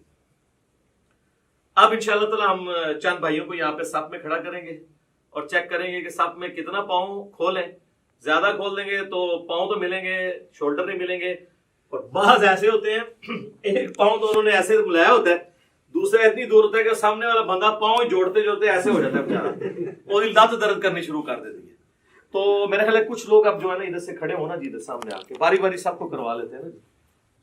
اچھا میرے بھائیو, اب انشاءاللہ تعالیٰ آپ کو پریکٹیکلی بتائیں گے کہ صف میں جب زیادہ نمازی کھڑے ہوں گے تو کس طریقے سے انہوں نے نماز پڑھنی ہے. 2 ہوں گے تو ساتھ کھڑا کرنا ہے, اور 2 سے زیادہ ہوں گے تو امام آگے ہوگا, پیچھے ہوں گے باقی. البتہ اگر میاں بیوی جماعت کروا رہے ہیں تو وہ ساتھ اپنی بیوی کو نہیں کھڑا کرے گا, بیوی ایگزیکٹ اس کے پیچھے کھڑی ہوگی. اور ترتیب یہ ہے کہ سب سے آگے جو ہے وہ مردوں کی صف ہوتی ہے, اس کے پیچھے بچوں اور غلاموں کی, اور اینڈ پہ عورتوں کی صف ہوتی ہے. تو اب یہ ہم نے صف کے اندر 1 2 3 4 5 6 7 8 9 بھائیوں کو کھڑا کیا ہے. 8 اللہ وطر ہے, وطر کو پسند کرتا ہے. آپ دیکھیں جی انہوں نے اپنے جو ہے وہ پاؤں اتنے کھولے ہوئے جتنے ان کے جسم ہے, اس سے زیادہ نہیں کھولے, ورنہ پھر ان کے کندھے نہیں ملیں گے. آپ دیکھیں ان کے پاؤں بھی ملے ہوئے ہیں اور ان کے کندھے بھی ملے ہوئے ہیں. ہاں جی پیچھے کر کے ذرا کندھے ان کے ذرا کور دکھائیں, دور سے ہی دکھا دیں آپ, ادھر ہی دیکھیں کندھے ان سب کے ملے ہوئے ہیں. اگر ان میں سے کسی نے ذرا سے پاؤں زیادہ کھول دیے کم, تو پھر ان کے لیے یہ تھوڑا سا ویسے ہوا ہے ان کا, ٹھیک ہے. یہ آپ نے خود ڈیسائیڈ کرنا ہے. شعیب بھائی آپ کو پاؤں زیادہ پھیلانے ہوں گے، آپ کے اوپر سے باڈی چوڑی ہے، ہاں یہ آپ نے غلط کیا ہے، اور ٹھیک ہو گیا جی. پاؤں کے پنجے قبلہ رخ ہیں، ایڑیاں سیدھ میں ہیں، اور یہ صحیح بخاری میں موجود ہے کہ صحابہ کرام کہتے ہیں کہ جب ہم صف سیدھی کرتے تو پاؤں سے پاؤں یلزقو کے الفاظ ہیں، مل جایا کرتے تھے. ایڑیاں ملیں گی، پنجے آگے پیچھے ہو سکتے ہیں. آپ دیکھ رہے ہیں کہ کسی کا پاؤں چھوٹا ہے تو اس کا پنجہ پیچھے ہے، ان کا پاؤں بڑا ہے پنجہ آگے، لیکن ایڑی سب کی سیدھ میں، ایڑی کو سیدھ میں رکھ کے سب سیدھی کرنی ہے، پنجے کو نہیں. اور ملنے پہ جب باری آئے گی تو صرف پنجے ہی ملے گا، ایڑی تو نہیں مل پائے گی. ایڑی کو ملانے کی کوشش کریں گے تو بعض لوگ ایسے کر لیتے ہیں، وہ ٹیڑے ہو جاتے ہیں پاؤں، وہ بالکل غلط ہے، قبلے سے تو نہیں ہٹنا. ٹھیک ہے جی، یہ آپ نے مٹھی نہیں بنانی، نارمل رکھنا، ہاں ایسے نارمل. اب آپ سارے آئیں جی اس پوزیشن میں کہ آپ رفع الیدین کرنے لگے، اپنے ہاتھوں کو اس طرح بلند کریں جس طرح میں نے بتایا تھا. ہاں جی، ابھی دیکھیں جی کتنے لوگوں کی غلطیاں نکلیں گی جی کہ ان کے ہاتھ کہاں پہ. یہ دیکھیں نا، یہ آپ کا ہاتھ یوں ہوگا نا تو تب یہ دونوں ہاتھ برابر ہوں گے. جس نے پریکٹس نہیں کی ہوئی نا، ادھر بیٹھ کے یہ دیکھیں، یہ میرے سے بھی ہو جاتا تھا، یہ آپ کا ہاتھ اوپر ہے، اب آپ کا ہاتھ برابر ہے. ٹھیک ہے، ٹھیک ہے جی. اور ہاتھوں کو نارمل رکھنا ہے، اینڈ کرو. اس کا بڑا آسان طریقہ پتہ کیا ہے؟ یہ دیکھیں جی، آپ نے پریکٹس کرنی ہے نا تو آپ یوں ہاتھ رکھیں اور اس کے بعد ہاتھ کو یہ پیچھے لے کے تو پھر آپ سیدھا یعنی دیوار کے ساتھ پریکٹس کریں گے تو آپ کی پریکٹس بنے گی. ٹھیک ہوگا جی، ٹھیک ہوگا. اللہ اکبر. اب ہاتھ باندھ لیں. ہم وضع الیدین والی پہلے مثال سامنے رکھتے ہیں، اور ہاتھ جو ہیں وہ ٹھیک ہے. ویسے بعض لوگوں کی انگلیاں یہاں سے لٹکی ہوئی ہیں، بعض کی نہیں ہے. ٹھیک ہے، اس میں کوئی نہیں، جہاں آپ کو آسانی ہے وہ آپ کریں، کوئی مسئلہ نہیں ہے، یہ کوئی اتنا مسئلہ نہیں ہے. اور یہ آپ کا کیسے ہو گیا جی؟ ایسے اس کو اگر آپ یوں کر لیں تھوڑا سا تو آپ کو آسانی ہوگی. یہ ٹھیک ہو گیا جی، بالکل ٹھیک ہے، جہاں آپ کو آسانی ہو. زبردست، ماشاء اللہ تعالیٰ. اور اگر آپ دوبارہ سے آپ تکبیر کیا کہ ارسال الیدین کریں تو کیسے کریں گے؟ آپ اللہ اکبر کہیں، اللہ اکبر. ارسال الیدین کریں گے تو نارمل ہاتھ یوں چھوڑیں گے آپ، جہاں پہ آپ کو آسانی سے جہاں پہ چھوڑتے ہیں. اگر آپ نے یوں کر کے نماز پڑھنی ہے. ٹھیک ہے جزاک اللہ. اچھا، یہ آگے کیوں ہے آپ کے ہاتھ سائڈ پہ کیوں نہیں ہے؟ ایک دوسرے کے ہے، دیکھو نا. چلے جہاں پہ آسانی سے آ گئے. ٹھیک ہے جی. اب آپ نے اللہ اکبر کہہ کے رکوع میں جانا ہے، رفع الیدین کریں اور رکوع میں جائیں سارے. اللہ اکبر. ہاں جی، اب رکوع میں پتہ چلے گا جی کس کس کا. ٹھیک ہے، ماشاء اللہ جی، ساروں پہ ٹھیک ہے، زبردست. ادھر سے شروع کریں تو پتہ چل جائے گا. یہ آپ شیشے میں پریکٹس کی ہوگی تو ٹھیک ہوگا. تھوڑا سا پیٹ جو ہے نا یہ ایسے بس ٹھیک ہے، آلموسٹ ٹھیک ہے. اور انگلیاں پھیلی ہوئی، گھٹنے کو مضبوطی سے پکڑنا ہے. اور نہ میر صاحب یہ آپ یہ سیدھی کریں، ایسے کونی بالکل سیدھی ہونی چاہیے، تو تب یہ آپ کی گردن سے آئی، یہ آپ بالکل ٹھیک ہو گیا. یہ بالکل تنی بھی ہو کمان کی طرح، جس طرح ابو داؤد میں آتا ہے کہ کباغ کی ڈوری جس طرح تنی آتی تھی، بالکل سیدھی. ٹھیک ہے جی. آپ کو یہ پرابلم ہے جی اس طرح کرنے میں، گھٹنے کو پکڑنے میں، ایسے ایسے یہ ایسے کر کے پکڑیں گے، یوں کر کے. ٹھیک ہے جی. سمیع اللہ لمن حمدہ. ٹھیک ہے، اللہم ربنا ولک الحمد. ٹھیک ہو گیا. اور اس کے بعد اب آپ اللہ اکبر کہتے ہوئے، میں نے اللہ اکبر کہنا تو آپ نے سجدے کی طرف جانا ہے پہلے ہاتھ لگاتے ہوئے. جی اللہ اکبر. ٹھیک ہو گئی. اچھا، ابو داؤد میں ایک حدیث ہے کہ نبی علیہ السلام کی جو ہاتھ ہے نا، ہتھیلیاں، وہ کانوں کی سیدھ میں بھی چلی جاتی تھی. یعنی آپ اس کو کندھے سے آگے بھی لے کے جا سکتے ہیں. بعض لوگ کہتے ہیں جی ماتھے سے آگے نہیں انگلیاں جانی چاہیے، کوئی مسئلہ نہیں، جا سکتی ہیں. بس بہتر طریقہ وہی ہے جس طریقے سے آپ لوگوں نے کیا ہوا ہے. اب آپ دیکھیں، اب آپ چوڑا سجدہ نہیں کر سکتے، آپ لوگوں کے آپ کو ایک دوسرے کو اکاموڈیٹ کرنا پڑا ہے، تو نماز میں اسی طریقے سے کرنا ہے. اور پیچھے سے ایڑیاں سب کی جڑی ہوئی ہیں جی. ہاں جی، ایڑیاں بھی دیکھنی ہے اور پنجے قبلہ رخ ہونے چاہیے. ٹھیک ہے، ٹھیک ہے، جزاک اللہ، بہترین. اب میں اللہ اکبر کہوں گا تو آپ نے جلسے بیٹھنا ہے. اللہ اکبر. دایاں پاؤں کھڑا کیا اور بایاں بچھا لیا. ٹھیک ہو گیا جی. اب اس میں دیکھیں کوئی نہیں، آپ دو سجدوں کے درمیان نہیں انگلی اٹھانی، انگلی تھلے رکھو. ہاں، اینج رکھنا ہے نارمل. اور آپ گھٹنوں تک بھی رکھ سکتے ہیں، گھٹنوں سے آگے بھی، جہاں آپ کو آسانی، اس میں کوئی نہیں ہے. اور نارمل رکھنی ہے انگلی، نہ ایسے جوڑنی، نہ ایسے. سجدے میں بھی میں نے بتایا نہ جوڑنی، جو نارمل ہے. اچھا، اب ہم نے دوسرا سجدہ کریں اور پھر اس کے بعد آپ سب تورک بیٹھیں، کیونکہ اس طرح تو آپ بیٹھ جائیں گے، تورک بیٹھنا ہے. اب اللہ اکبر کہوں گا، دوسرا سجدہ کریں. اللہ اکبر.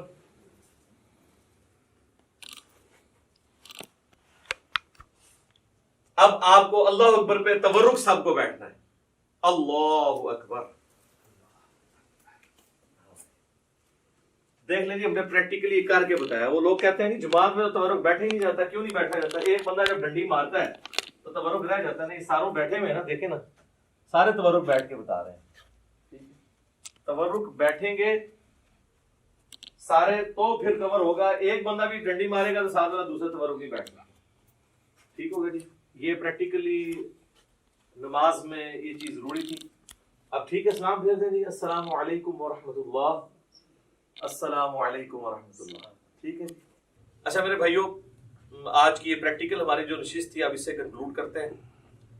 بیسیکلی میں نے کوشش کی کہ آپ کو ایک بلو پرنٹ آپ کے سامنے رکھ دیا جائے کہ آپ نے نماز پڑھنی کیسے. باقی اس کے اوپر تو گھنٹوں بولا جا سکتا ہے. آپ میری ویڈیوز دیکھ لیں، ہر ٹاپک کے اوپر کئی ایک ویڈیو کلپس ریکارڈڈ موجود ہیں. اللہ تعالیٰ ہماری اس ایفرٹ کو قبول فرمائے.